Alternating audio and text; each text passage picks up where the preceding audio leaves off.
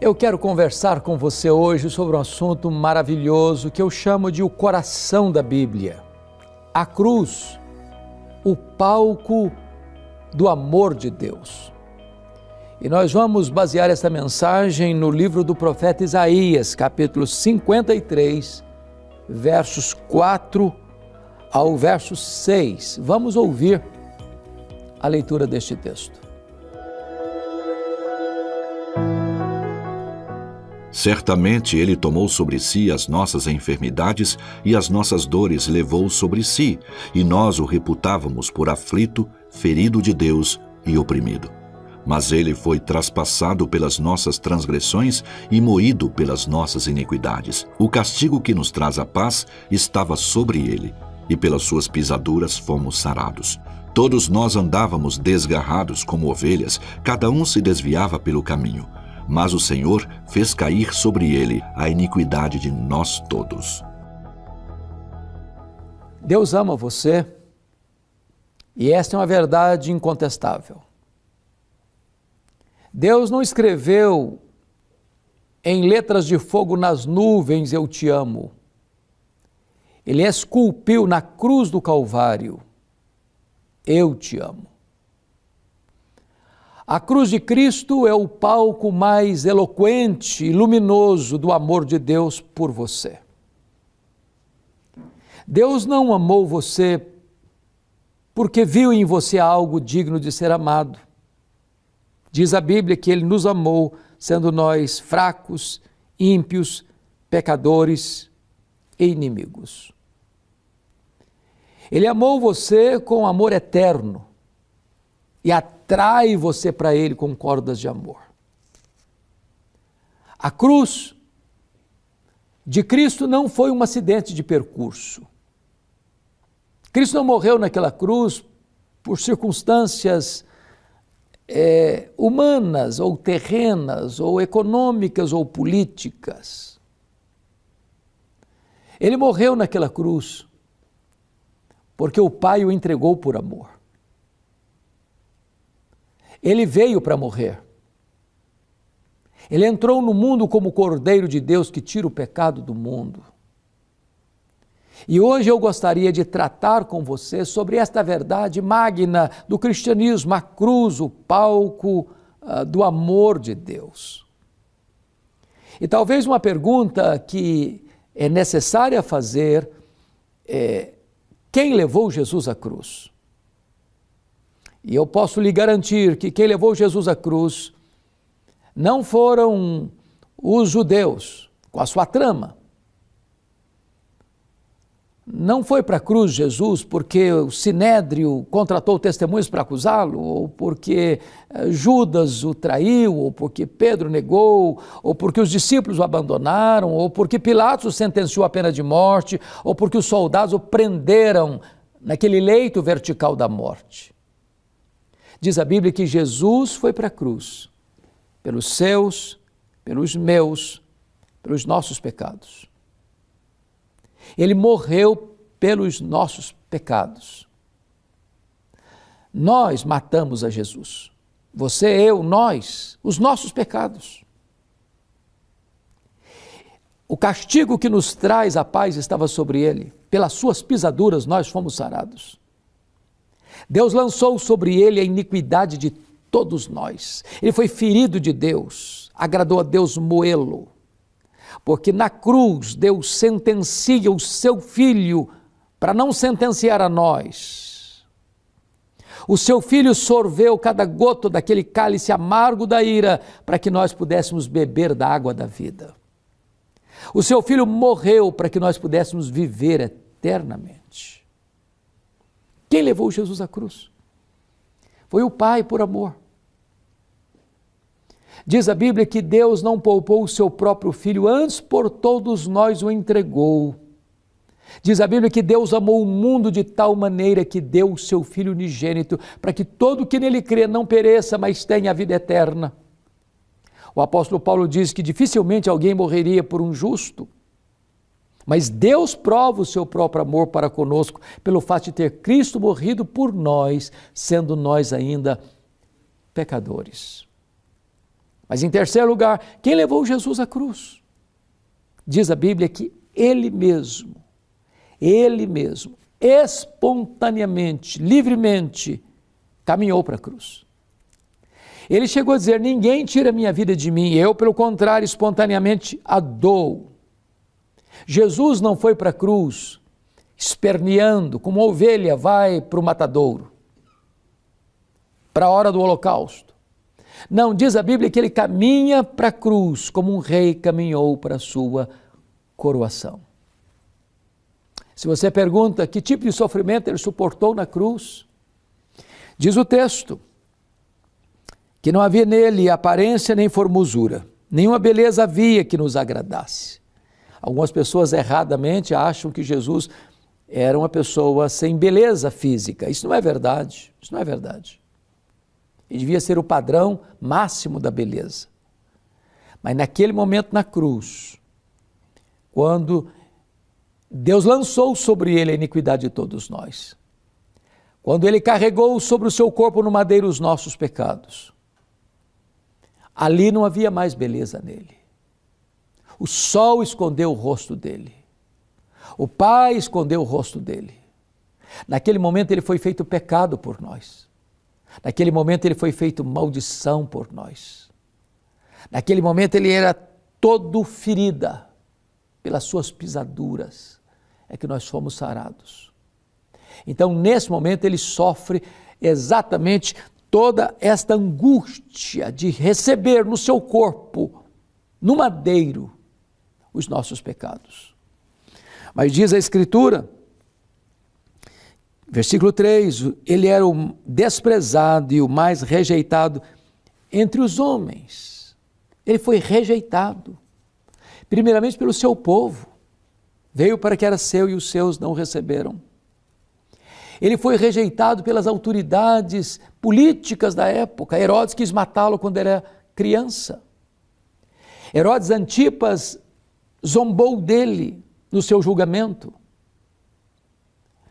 Pôncio Pilatos, covardemente, por conveniência e covardia, o entregou para ser açoitado e crucificado. Ele foi rejeitado pelas autoridades religiosas. Os fariseus, os saduceus, os escribas tramaram contra ele. Fizeram acusações levianas contra ele, chamando-o de pecador, de beberrão, de glutão e até de endemoniado. Ele foi rejeitado pelos seus discípulos. Judas o traiu, Pedro negou e os demais acovardados se dispersaram quando ele foi preso. Ele era o mais rejeitado de todos os homens, ele suportou na cruz o desprezo. As pessoas não fizeram caso dele, meneavam a cabeça e voltavam os olhos para longe dele, tamanha agonia que ele sofreu na cruz do Calvário por amor a você, por amor a mim. Diz a Escritura que ele foi traspassado pelas nossas transgressões e moído por causa das nossas iniquidades, e agradou ao Pai moê-lo naquela cruz. Talvez as palavras são insuficientes para descrever esta cena da cruz. Não apenas estou falando das dores físicas, da asfixia, da sede atroz, das humilhações e cusparadas, dos vilipêndios, da zombaria ao pé da cruz. E ele está suportando tudo isso, a ponto de, diz a Escritura, que em pleno meio-dia o sol escondeu dele o seu rosto. E ali diz a Escritura que ele grita e clama: Deus meu, por que me desamparaste? E Jesus foi desamparado naquela cruz, para que você e eu pudéssemos ser amparados. Deus transfere para o seu Filho, na cruz, como nosso fiador, representante e substituto, as nossas transgressões lançadas sobre ele. E Deus julga e pune no seu Filho para não punir a nós. E quando ele foi feito pecado, a espada da lei caiu sobre ele, porque o salário do pecado é a morte. E ele morreu a nossa morte para que nós vivêssemos a sua vida. Ele morreu pelos nossos pecados para ressuscitar para a nossa justificação. A cruz é o palco mais luminoso do amor de Deus, mas a cruz é o palco mais claro da justiça de Deus. Na cruz, a justiça e a paz se beijaram. Na cruz, ele carregou sobre o seu corpo, no madeiro, os nossos pecados. Ali ele bebeu sozinho o cálice amargo da ira de Deus. Ali ele sofreu o golpe da lei. Ali ele sorveu todo o sofrimento que o nosso pecado merece. E ele morreu no nosso lugar, em nosso favor, vicariamente, como prova do amor de Deus, como evidência da sua graça maior do que a própria vida. Como é que ele reagiu diante da cruz? Diz a Bíblia que, como ovelha muda, ele não abriu a sua boca.